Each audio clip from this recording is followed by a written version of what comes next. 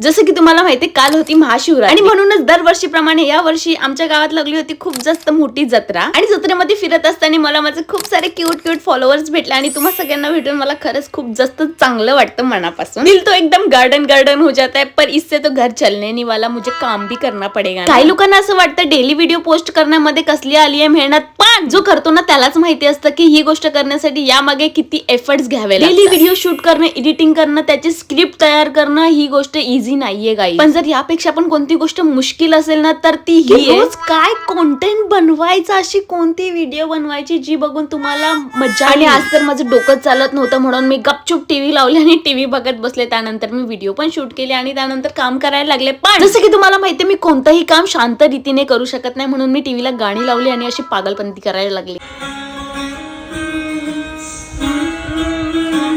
दीवानी हो गई,